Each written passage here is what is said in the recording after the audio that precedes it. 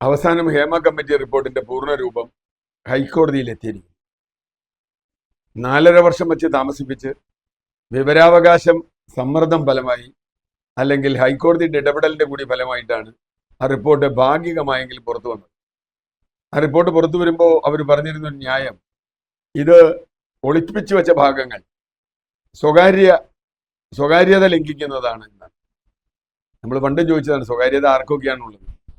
ഇരകൾക്കാണോ വേട്ടക്കാരുടെ സ്വകാര്യതയാണോ സംരക്ഷിക്കേണ്ടത്? ഇരകളുടെ സ്വകാര്യം സംരക്ഷിക്കണമെന്ന് ഇന്ത്യയിൽ നിയമമാണ്.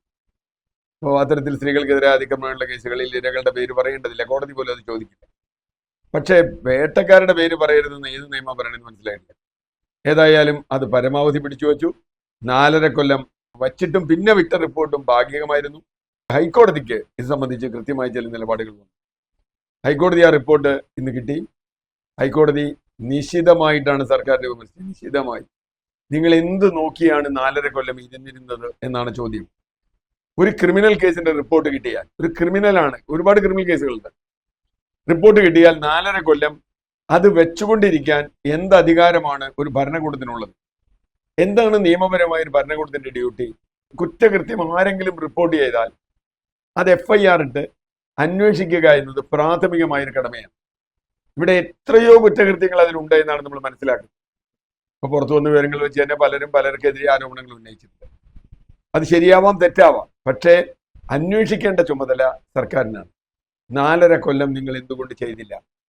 ഇവർ പറഞ്ഞു ഞങ്ങൾ SIT ഉണ്ടാക്കി. അപ്പൊ ചോദിച്ചൊരു കാര്യം, SIT എല്ലാ കേസും പരിഗണിക്കുമോ? ഏതൊക്കെ കേസ് പരിഗണിക്കില്ല? അതിന് ഒരു മറുപടി കൃത്യമായി സർക്കാരിന് പറയാനുണ്ടായില്ല. നേരെ മറിച്ച് കോടതി അർത്ഥശങ്കയ്ക്കിടയില്ലാത്ത വിധം പറഞ്ഞു, ഇതിലുള്ള എല്ലാ ക്രിമിനൽ കേസുകളും അവരുടെ SITയുടെ അന്വേഷണത്തിൽ ഉൾപ്പെടുത്തണം, എല്ലാ ആരോപണങ്ങളും ഉൾപ്പെടുത്തണം, എന്നിട്ട് ആ കേസുകൾ രജിസ്റ്റർ ചെയ്ത് 2 മാസത്തിന് മുമ്പ് ഞങ്ങൾക്ക് തരണം എന്ന് കോടതിയോട് പറഞ്ഞിരിക്കുക. കോടതി പറഞ്ഞിരിക്കുകയാണ് സർക്കാരിനോട്. എന്ന് പറഞ്ഞാൽ സർക്കാരിന് നിയമപരമായുള്ള ഒരു ബാധ്യത സർക്കാർ 4.5 വർഷമായി ചെയ്തില്ല എന്ന് തന്നെയാണ് കോടതി ഇപ്പൊ ഇത് വ്യക്തമാക്കിയിരിക്കുന്നത്. അപ്പൊ ഇവിടെ സർക്കാരിന് ഒഴിഞ്ഞു മാറാൻ പ്രത്യേകിച്ച് കാര്യങ്ങളൊന്നുമില്ല. ഹേമ കമ്മിറ്റി റിപ്പോർട്ട് പറഞ്ഞില്ലയോ എന്നുള്ളതൊന്നും ഒരു വിഷയമല്ല.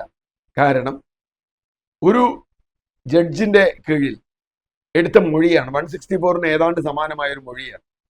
ആ മൊഴി ഇതിൽ കിട്ടുന്നു. അത് കിട്ടിയാൽ പിന്നെ കേസെടുക്കാൻ എന്താ താമസം? അപ്പൊ കേസെടുക്കാൻ താമസിപ്പിച്ചതിൽ സർക്കാരിന് ചില സ്ഥാപിത താല്പര്യങ്ങളുണ്ട് എന്ന സംശയം കോടതി പ്രകടിപ്പിക്കുന്നുണ്ട്, പറയാതെ പറയുന്നു. നമുക്കറിയാം അതുണ്ട്. കാരണം ഇതിലെ പല ആളുകളും വളരെ പ്രമുഖരാണ്, ഇവർക്ക് പല രാഷ്ട്രീയ ബന്ധങ്ങളുമുണ്ട്, പലതുമുണ്ട്, അവർക്ക് സാമ്പത്തിക ബന്ധങ്ങളുണ്ട്. അതുകൊണ്ട് ഇവർക്കെതിരെ ഒന്നും കേസെടുക്കേണ്ടതില്ല എന്ന് തീരുമാനിക്കുകയാണ്. നമ്മൾ കേട്ട നിലയ്ക്ക് ഭരണകക്ഷിയുടെ ഒരു MLA പോലും ഈ കേസിൽ പ്രതിയാണ് എന്നാണ് അദ്ദേഹത്തിനെതിരെ ആരോപണങ്ങൾ പലതും വന്നിട്ടുണ്ട്. തൽക്കാലം മുൻകൂർ ജാമ്യത്തിൽ നിൽക്കുന്നു എന്നതൊഴിച്ചാൽ അതുപോലെ പ്രമുഖ നടന്മാർ പലരും, സംവിധായകർ പലരുടെ എതിരെയുണ്ട്. അപ്പൊ തീർച്ചയായിട്ടും ഇവിടെ നിരവധി ക്രിമിനൽ കുറ്റങ്ങൾ നടന്നു എന്ന് സർക്കാരിന് മുമ്പിൽ കൃത്യമായി ഒരു അന്വേഷണ കമ്മിറ്റി റിപ്പോർട്ട് ചെയ്തിട്ട്, അതിനായി സർക്കാർ നിയോഗിച്ച അന്വേഷണ കമ്മിറ്റി റിപ്പോർട്ട് ചെയ്തിട്ട് നിങ്ങൾ അനങ്ങാപ്പാറ നയം സ്വീകരിക്കുന്നുവെങ്കിൽ അത് തെറ്റാണ്. അടിയന്തരമായി പരിമിതമായ സമയത്തിനകം അല്ലെങ്കിൽ നിശ്ചിതമായ സമയത്തിനകം ആ കേസുകളെല്ലാം ചാർജ് ചെയ്തിരിക്കണം എന്നാണ് കൊടുത്തിട്ടുള്ളത്. പക്ഷെ ആ സമിതിയെക്കുറിച്ച് എനിക്കൊരു അഭിപ്രായമില്ല, അന്വേഷണ സമിതിയെക്കുറിച്ച്. അതിൽ ഒരു SP ആയ പൂങ്കുഴലി ഞങ്ങൾക്ക് നന്നായിട്ട് അറിയാം. വാളയാർ കേസ് അട്ടിമറിച്ചതിൽ അവരാണ് അതിൽ നേതൃത്വം കൊടുത്തവരാണ്.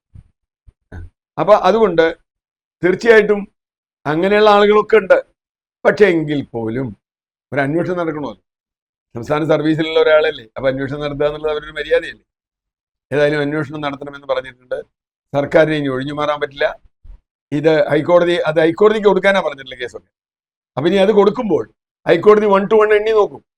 ഇതിൽ പറഞ്ഞിട്ടുള്ള എല്ലാ ആരോപണങ്ങളും കേസായിട്ടുണ്ടോ, വന്നിട്ടുണ്ടോ, ഏതെങ്കിലും വിട്ടുപോയിട്ടുണ്ടോ, ആരെങ്കിലും ഒഴിവാക്കിയിട്ടുണ്ടോ, അങ്ങനെ ഉണ്ടെങ്കിൽ അത് വരും എന്ന് പറഞ്ഞാൽ എന്തായാലും ഹേമ കമ്മിറ്റിയുടെ ആ സ്ഥാപനം അതുണ്ടായത് അല്പമെങ്കിലും ഫലപ്രദമാകുമെന്നാണ് ഞാൻ കരുതുന്നത്. ഇതുകൊണ്ട് ഫലം ഉണ്ടാവുമോ എന്ന് എനിക്കറിയില്ല. വേറെ അർത്ഥത്തിൽ സിനിമാ ലോകത്ത് വല്ല മാറ്റം ഉണ്ടാവുമോ എന്നൊന്നും അറിയില്ല. പക്ഷേ കുറ്റക്കാരായ കുറെ പേരെങ്കിലും കോടതിക്ക് മുമ്പിൽ വന്ന് മറുപടി പറയേണ്ടി വരും, വിചാരണ നേരിടേണ്ടി വരും എന്ന കാര്യത്തിൽ തർക്കമില്ല. അങ്ങനെ വിചാരണ നേരിടുമ്പോൾ കേരളീയ സമൂഹത്തിൽ അതുണ്ടാക്കുന്ന മാറ്റം ചെറുതല്ല. ആ മാറ്റം സിനിമാ മേഖലയിൽ ഉണ്ടാവാം, മറ്റ് പൊതുമേഖലയിൽ ഉണ്ടാവാം, സാമൂഹ്യ മേഖലകളിലൊക്കെ ഉണ്ടാവാം. അങ്ങനെ ഉണ്ടാവട്ടെ. കാരണം സ്ത്രീകൾ വളരെ ദുർബലരാണ്, അവരെവിടെയും വെച്ച് ആർക്കും ദുരുപയോഗം ചെയ്യാം എന്നൊരു ധാരണയുണ്ടെങ്കിൽ അത് തിരുത്തപ്പെടേണ്ടതാണ്. അത്തരത്തിൽ ഇപ്പോൾ ഇതിന്റെ ഫലമായിട്ടാണെന്ന് തോന്നുന്നു തമിഴ്നാട്ടിൽ പോലും അത്തരം ചില കമ്മിറ്റികൾ വരാനുള്ള സാധ്യതകൾ കാണുന്നു. അവിടെയും ചില ആരോപണങ്ങളൊക്കെ വന്നിട്ടുണ്ട്. അങ്ങനെയെങ്കിൽ ദക്ഷിണേന്ത്യയിലും അത് കഴിഞ്ഞാൽ ചിലപ്പോൾ ഹിന്ദി മേഖലയിലും വലിയ മാറ്റങ്ങൾ ഉണ്ടാക്കാൻ കഴിയുന്ന ഒന്നാണിത്. ഈ കീഴ്വഴക്കം മുമ്പോട്ട് പോകട്ടെ. അത് നീതിയുടെ ഏറ്റവും വലിയ ഒരു തെളിവായിട്ടാണ് ഞാൻ കാണുന്നത്. WCC പോലുള്ളൊരു സംഘടന നടത്തിയ പോരാട്ടം, അതിൽ പ്രത്യേകിച്ചും അതിജീവിതയായ നടിയുടെ പോരാട്ടം ഒക്കെ ഇതിൽ പ്രധാനമാണ്. അതിനെന്തെങ്കിലും ഫലം കാണും എന്ന് തന്നെ നമുക്ക് പ്രതീക്ഷിക്കാം. സർക്കാർ ഇപ്പൊ ചില കേസുകളൊക്കെ എടുത്തിട്ടുണ്ട്, ചില സിനിമാ നടന്മാർക്കും അവർക്കും ഒക്കെ. അതൊക്കെ ഹേമ കമ്മിറ്റി റിപ്പോർട്ടിന് പുറത്ത് വന്ന ആരോപണങ്ങളുടെ ബലത്തിലാണ് ആ കേസൊക്കെ എടുത്തിട്ടുള്ളത്.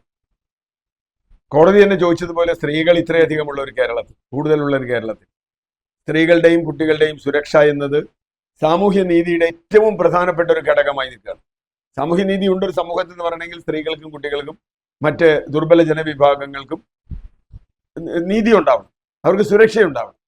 ആ സുരക്ഷ ഉണ്ടാകണം എന്ന് പറയുന്ന ഒരു ജനാധിപത്യ സർക്കാർ ആണ് ഇത് ഇത്രയും കാലം മാറ്റിവെച്ചത്. ഇനിയിപ്പോൾ ഏതെങ്കിലും ആളുകൾ പോയി പരാതി പറഞ്ഞിട്ട് വേണ്ട കേസെടുക്കാൻ. കാരണം എന്താ, ഈ പരാതികൾ ഓൾറെഡി രജിസ്റ്റേർഡ് ആണ്, കമ്മീഷൻ റിപ്പോർട്ട്, കമ്മിറ്റി റിപ്പോർട്ടിൽ വന്നിട്ടുണ്ട്. ഇനി കോടതി നോക്കാൻ പോകുന്നത് ഇതിലെല്ലാവർക്കെതിരെ കേസ് എടുത്തുവെന്നാണ്. ഏതെങ്കിലും ഒരാൾക്കെതിരെയുള്ള കേസ് വിട്ടുപോയാൽ കോടതിയുടെ മോണിറ്ററിങ് അതിലുണ്ടാവും. എന്ന് പറഞ്ഞാൽ കോടതിക്ക് ഇത് വായിച്ചാൽ മനസ്സിലാവും. അങ്ങനെ ആരെങ്കിലും രക്ഷിക്കാൻ സർക്കാരിന് കഴിയാത്ത ഒരു ദുരിതാവസ്ഥ വന്നിരിക്കുന്നു സർക്കാരിന് എന്നാണ് ഞാൻ മനസ്സിലാക്കുന്നത്. അതിനകത്ത് ഏത് വമ്പനും ഉണ്ടാവാം, ആര് വേണി ഉണ്ടാവാം. ഞാൻ ആരെ പറ്റി ഊഹമില്ല, ഞാൻ ആ റിപ്പോർട്ട് വായിച്ചിട്ടില്ല എന്നുള്ളതുകൊണ്ട് നമുക്ക് പറയാൻ പറ്റില്ല. ഏതായാലും ഉണ്ടാകാനുള്ള സാധ്യതയുണ്ട് എന്നാണ് നമുക്ക് ഇതുവരെ കിട്ടിയ വിവരങ്ങൾ. അതുകൊണ്ടായിരിക്കുമല്ലോ സർക്കാർ ചവിട്ടി പിടിച്ചത്. അതായത് വമ്പന്മാരുണ്ടാകും എന്നുള്ളത് കൊണ്ടാണ് സർക്കാർ ചവിട്ടിയത്, അത് കൊടുക്കാതിരുന്നത്. അപ്പോൾ വമ്പന്മാരുണ്ടെങ്കിൽ ഏത് കൊമ്പന്മാരുണ്ടെങ്കിലും അത് പെടും എന്ന് തന്നെയാണ് ഞാൻ കണക്കാക്കുന്നത്. ചുരുങ്ങിയത് അവർക്കെതിരെ FIR എങ്കിലും ഒരു ട്രയൽ നടക്കും, അതെങ്കിലും നടക്കട്ടെ.